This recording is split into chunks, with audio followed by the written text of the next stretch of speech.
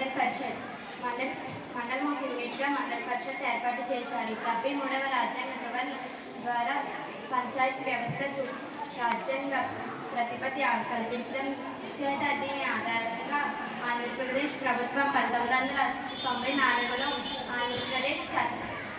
ఆంధ్రప్రదేశ్ పంచాయతీరాజ్ చట్టాన్ని రూపొందించింది. మండల పరిషత్లో ఎన్నుకోబడిన సభ్యుడిని ఎంపీటీసీ సభ్యుడని అంటారు.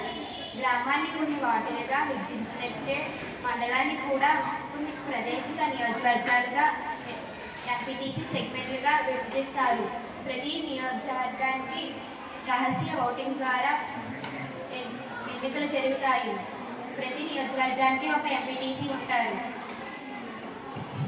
మండల పరిషత్తులో ఎన్నుకోబడిన అన్ని ఎంపీటీసీలో మండల సమావేశంలో అందరిలో తమలో ఒకరిని ఎన్నుకుంటారు. వారిని ఎంపీపీ అని అంటారు. ఎంపీపీ మండల పరిషత్ ప్రెసిడెంట్. పదవి కాలం 5 సంవత్సరాలు. 3000 నుండి 4000 జనాభాకు ఒక ఎంపీటీసీ స్థానాన్ని నిర్ణయిస్తారు.